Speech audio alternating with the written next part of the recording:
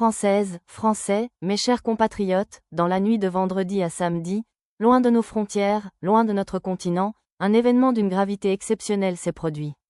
Un événement qui marque un tournant. Un événement qui, au-delà du Venezuela et des États-Unis, interpelle le monde entier. Pour la première fois depuis des décennies, un chef d'État en exercice a été capturé par une puissance étrangère, extrait de son pays, transféré de force vers le sol américain, et placé sous l'autorité de la justice fédérale des États-Unis.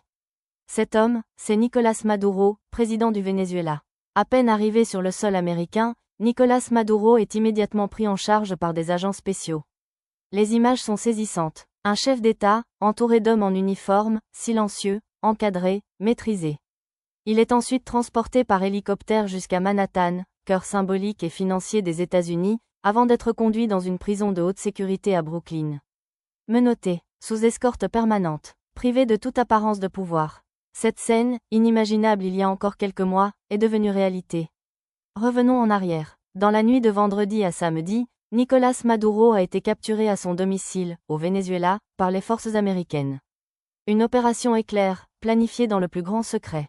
Quelques heures plus tard, le président des États-Unis, Donald Trump, apparaît devant la presse. D'un ton ferme, il détaille l'opération. Sans détour, sans ambiguïté, les États-Unis ont engagé l'intégralité de leur puissance militaire, par voie aérienne, terrestre et maritime, pour mener ce qu'il qualifie d'opération de justice.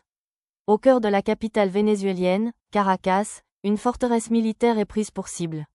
Un assaut spectaculaire, rapide, chirurgical, selon les autorités américaines. 30 minutes qui ont suffi à bouleverser l'équilibre d'un pays, et à provoquer une onde de choc mondiale.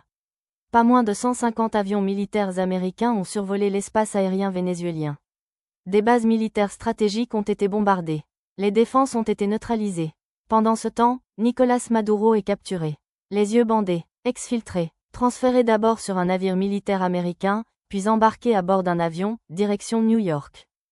Cette attaque ne surgit pas de nulle part. Elle est l'aboutissement de plusieurs mois de tensions extrêmes entre Washington et Caracas. Depuis de longs mois, les États-Unis avaient renforcé leur présence militaire dans les Caraïbes. Des navires de guerre, des patrouilles aériennes, des opérations répétées. Washington affirmait alors lutter contre le narcotrafic international.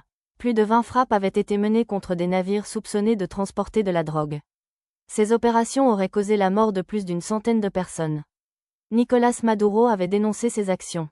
Il les qualifiait d'agression, de provocation, d'atteinte à la souveraineté vénézuélienne. Aujourd'hui, Nicolás Maduro n'est plus un chef d'État libre. Il est accusé par la justice américaine de faits extrêmement graves. Narcoterrorisme, importation massive de cocaïne vers les États-Unis, participation présumée à des réseaux criminels transnationaux. Des accusations que Washington porte depuis plusieurs années, mais qui n'avaient jamais conduit à une action aussi radicale. Selon les autorités américaines, il devrait comparaître dès lundi devant un juge fédéral à New York. Un procès historique, un procès inédit, un procès qui pourrait redéfinir les règles du droit international. Cette opération soulève une question fondamentale. Un État peut-il, au nom de la justice, capturer le dirigeant d'un autre État souverain? La communauté internationale est profondément divisée. Certains pays saluent une action contre un régime qu'ils qualifient de dictatorial. D'autres dénoncent une violation flagrante du droit international, de la souveraineté nationale, et des principes fondateurs de l'ordre mondial. Car si une telle opération devient la norme, alors aucun chef d'État ne peut plus se considérer à l'abri. Ce qui s'est joué à Caracas dépasse largement le cas du Venezuela.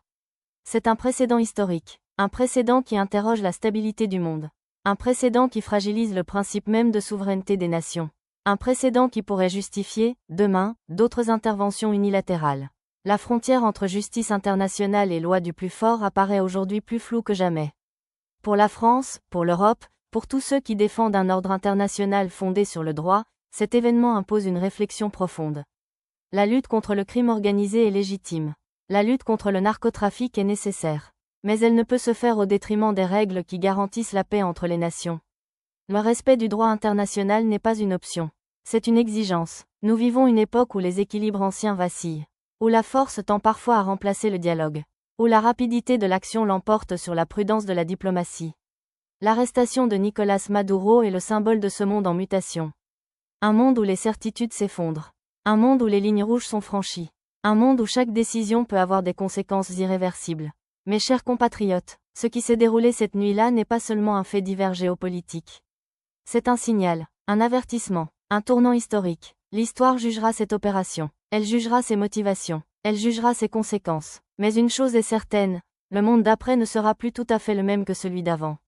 Et face à ces bouleversements, la France continuera de défendre ce qui fait sa force, le droit, la souveraineté des peuples, et la recherche inlassable de la paix.